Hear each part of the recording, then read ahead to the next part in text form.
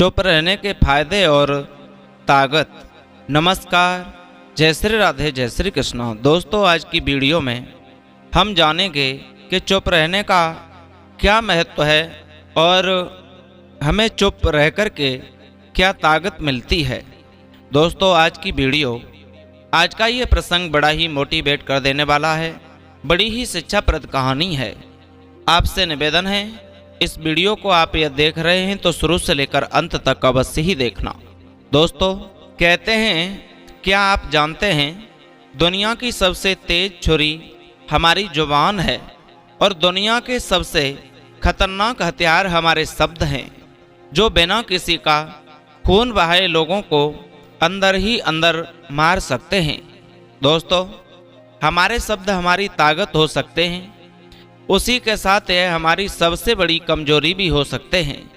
अगर हमें नहीं पता कि कब, कहाँ और क्या और कितना बोलना है, यदि हम सही समय पर सही इरादे के साथ सही शब्दों का प्रयोग करते हैं तो यह हमें एक सफल व्यक्ति बनाता है। दोस्तों, लेकिन अगर हम सही समय पर सही इरादे के सही शब्दों का इस्तेमाल नहीं करते तो यह हमारे जीवन को नरक से बदतर बना सकता है। तो चलिए आज की कहानी के माध्यम से समझते हैं कि चुप रहकर जीवन को कैसे बदला जा सकता है। प्राचीन समय की बात है, जापान में एक बहुत ही प्रसिद्ध बौद्ध भिक्षु रहा करते थे। उनका नाम ईसाई था। ईसाई अकेले रहते थे। दुनिया के शोर शराबे से दूर जंगल में वह रहते थे और वह बड़े ही ध्यानी और प्रभु भक्त व्यक्ति थे, इसीलिए वह पूरे जापान में बहुत प्रसिद्ध थे। एक दिन एक राजकुमार ईसाई के पास यानी बौद्ध भिक्षु के पास आया और बोला, हे प्रभु, मैं हमेशा थका हुआ, निराश और परेशान महसूस करता हूँ। मेरा मन बहुत अशांत रहता है। हालांकि मेरे पास सब कुछ है, दौलत, शौहरत, सुख, संपत्ति, सब कुछ है, सुख सुविधाएं जो हर व्यक्ति चाहता है या पाने की चाहत करता है, लेकिन फिर भी मेरे अंदर इतनी अशांति और चिंता क्यों है। ईसाई ने उसकी बात बहुत ही ध्यान से सुनी और कुछ सोचने के बाद कहा, तुम इसका उत्तर जानते हो, बस तुमने कभी इस प्रश्न को हल करने की कोशिश नहीं की है। ईसाई ने आगे कहा, मैं एक खोज करना चाहता हूँ, क्या तुम मेरा साथ उसमें दोगे?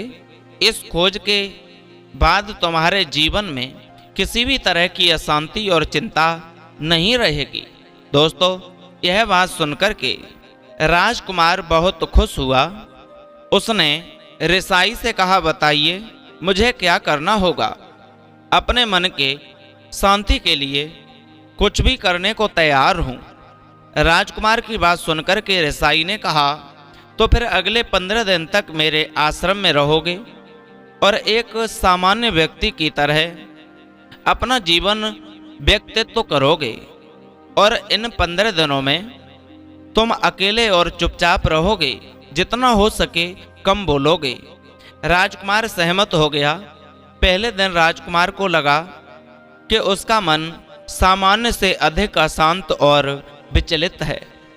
उसके मन में तरह तरह के विचार आ रहे थे और वह आम लोगों की तरह जीवन जीने में असहज महसूस कर रहा था और उसे अंदर से बोलने की चाहत हो रही थी, लेकिन वह चुपचाप रहा। उसके मुंह से एक शब्द भी नहीं निकला। अगले दिन वह वैसे ही पूरा दिन चुपचाप बैठा रहा।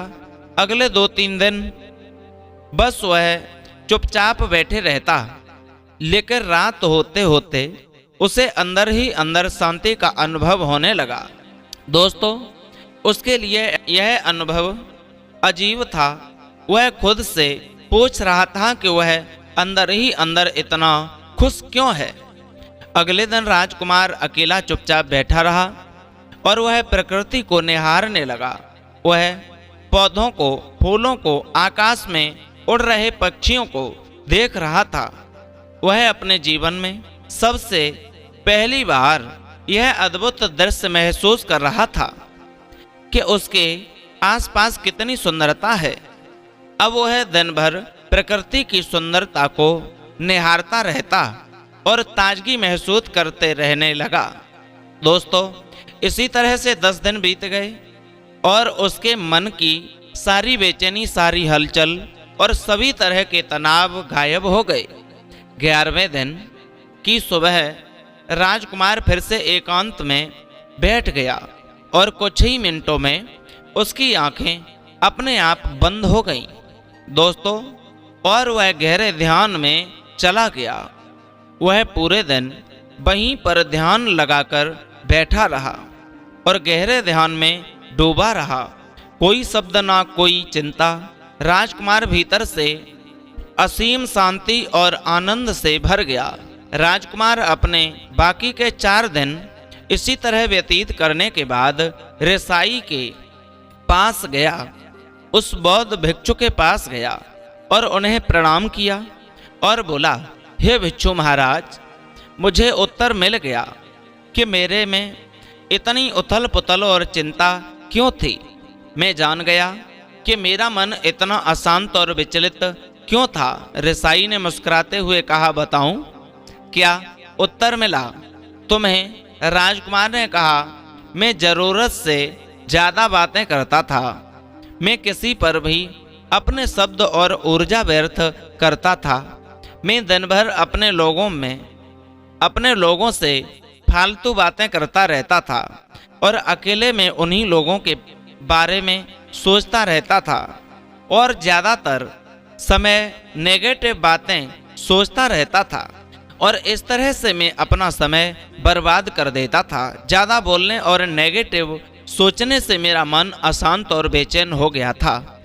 इसी वजह से मैं किसी काम को ठीक से नहीं कर पा रहा था, जिसकी वजह से मैं हर काम में असफल होता जा रहा था और फिर इन्हीं लगातार मिलने वाली असफलताओं की वजह से ही मैं उदास और चिड़चिड़ा हो गया। इन्हीं सभी चीज़ों के वजह से मेरा जीवन बर्बाद हो रहा था। यहाँ पर हुए 15 दिन मेरे लिए पूरी तरह से अलग थे। मुझे कुछ अलग ही एहसास यहाँ पर हो रहा था। दोस्तों, वो कह रहा है राजकुमार कि अब मुझे ऐसा लग रहा है मैं अपना जीवन पूरी तरह से जी रहा हूँ, लेकिन इसके पहले मैं अपना जीवन गलत तरीके से जी रहा था।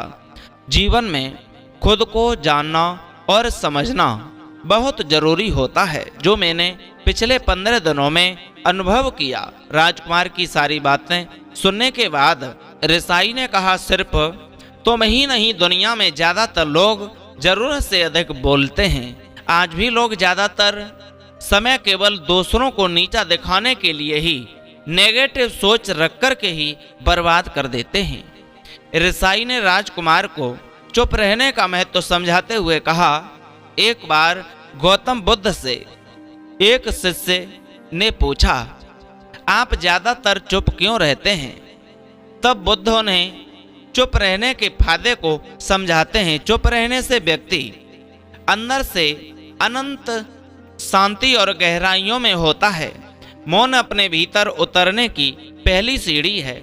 मौन के बिना खुद को जानना असंभव है। खुद को जानना और समझने का पहला नियम है मौन हो जाओ।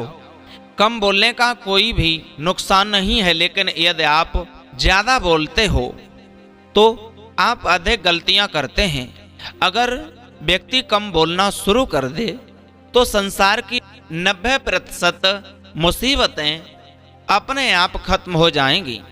जिसने मौन रखने की कला है, जिसने मौन रखने की कला जान ली, वह भीड़ में भी अकेले रहने की कला जान लेता है। एकांत में तो आदमी आनंदित रहता है। दूसरों की उपस्थिति ही तो बेचैनी पैदा करती है। चुप रहने की शांति से अधिकतर ऊर्जा को बचा लोगे। इस कहानी से हमें यह सीखने को मिला है कि चुप रहने में भी एक अद्भुत शक्ति होती है। अगर हम सही समय पर सही बोलना, सही शब्दों का प्रयोग करते हैं तो हम अपने जीवन को सकारात्मक दिशा में बदल सकते हैं। चुप रहने से हम अपने आत्मा की गहराइयों में जा सकते हैं और अंदर शांति का अनुभव कर सकते हैं। इससे हम अपने विचारों और भावनाओं को साफ करके अपने जीवन को सकारात्मक बना सकते हैं। चुप रहने की कला हमें सीखनी चाहिए ताकि हम अपने शब्दों का सही इस्तेमाल करके अपने और दूसरों के जीवन को सुधार सकें। दोस्तों, उम्मीद है आपको ये वीडियो जरूर पसंद आई होगी। यदि अच्छी लगी तो चैनल को सब्सक्राइब करें, लाइक शेयर कमेंट करना न भूलें। फिर मिलते हैं ऐसे ही नए इंटरेस्टिंग टॉपिक के साथ, मोटिवेट करने वाली कहानी के साथ। तब तक के लिए सभी भक्तों को